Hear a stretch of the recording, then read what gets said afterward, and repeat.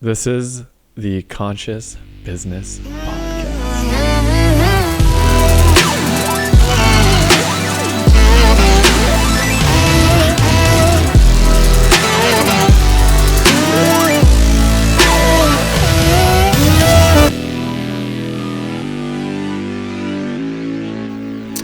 So Jesse, did you not do that?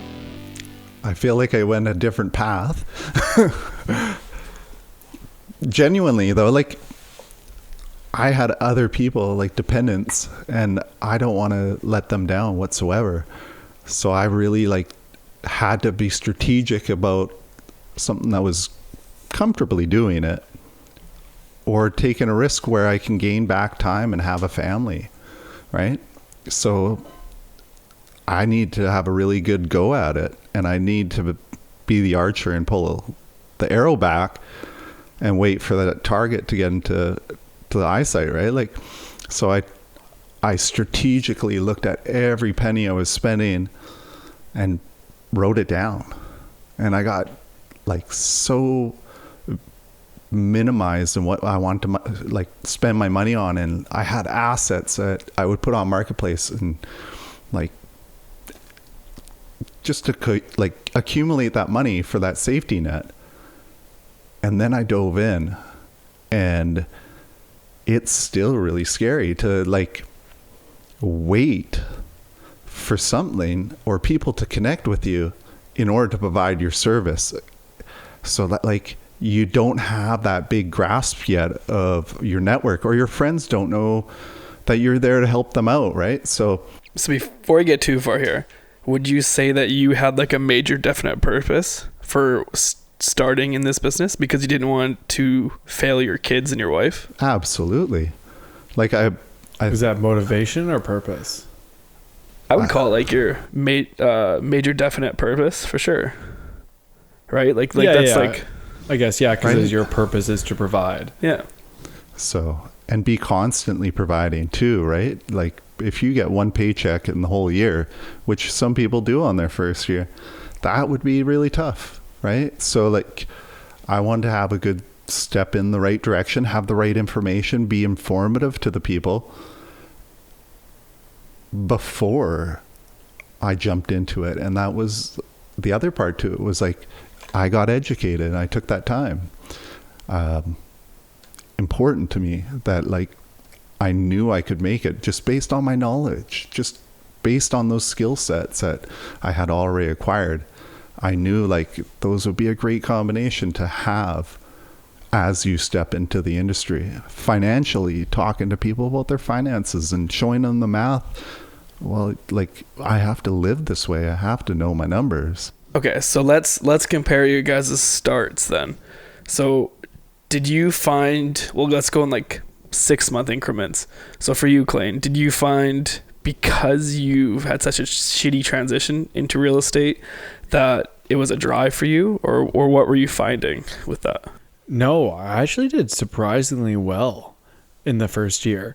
But being that I was in a different city, I was in Kelowna, so I didn't really have a big base of people there. I didn't have a lot of friends there or big family there. I had a little bit of family and a handful of friends, and then the rest I just made on the way. But like, so I didn't have a big base of, or an audience per se, even on social media. Like a couple people randomly that I knew had moved to Kelowna, and then the people that I already knew. Other than that, I was starting off fresh in a city where I knew nobody. I had no connections.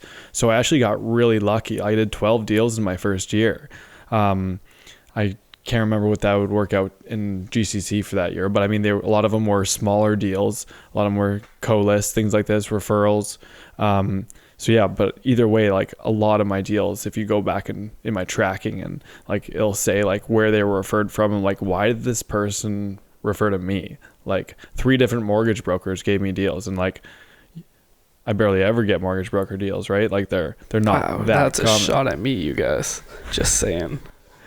Actually, that's a lie. You have given me a couple. So is our boy Scott Lilly, RBC. Well, we don't need to talk about that. Right? Yeah, that's no, okay. That's all right. All right. But hold up there, Sunshine. Let's compare before you get too far ahead. Mm-hmm. Jesse, you're only at about 6 months right now, a little less.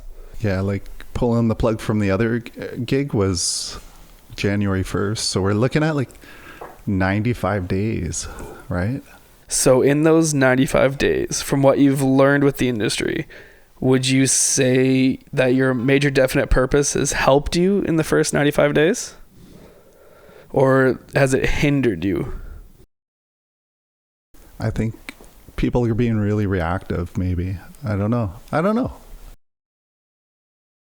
But okay, so like, are you finding that you left your security, you need to provide for your kids, so you're going the extra mile so far in the 95 days? Or are you like holding back because of your feelings towards providing for your family? Oh, I would probably say like I'm more reluctant to stay back and like make a more like definite decision, where I think I'd honestly have to switch a little bit of a try something different. How about that? Like, I don't know. You're in the learning game at this point. Well, I think more so what Jesse is in a position is where he's built himself enough of a cushion that he doesn't have to scramble like I did, where he can build his business the proper way and like really learn the ins and outs of the business and have balanced work life. Like he's dedicating certain days to have family days, and he gets to be on the same sleep schedule like in now because he's not working shift work. And so he's given himself a position to be able to take his time and build things properly and build up a good foundation so that the rest of the house will be good, right? So I feel like he's just taking a more steady approach because he has afforded himself the ability to do so. Okay.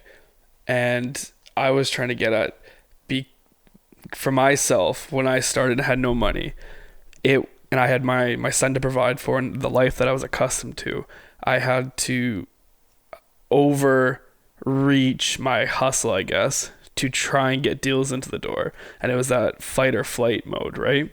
So you had arguably nothing. Jesse was able to plan better. Mm-hmm. Okay. Yeah, he's smarter than us.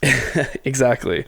So the question that I tried to phrase to him was, is that actually hindering him in his first 95 days?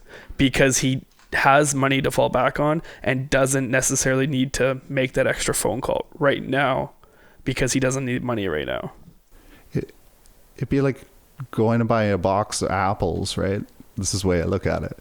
You can go buy a box of apples and you're going to get a greater deal, but you're going to find like a bad apple in there, right? So you actually calculate what you get a better return on. Is it the box of apples, or is it hand picking each apple so you can deal with it and enjoy it, right? And that's what I'm essentially doing. I only want to work with nice people, right?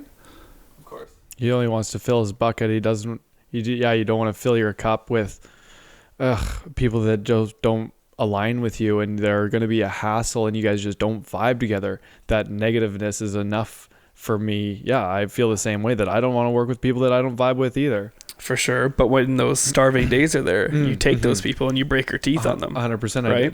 I did that for 3 years. Exactly. I probably still do it. I just think like to expect a fire to catch on, it takes time, right? Like you're bringing this energy to people to help them purchase their home. That fire starts from like a little campfire, right? No, of course. Or a lightning strike in this case. But yeah, so I think I'd rather go for like a quality over the quantity right now and build a strong business. And that was my plan.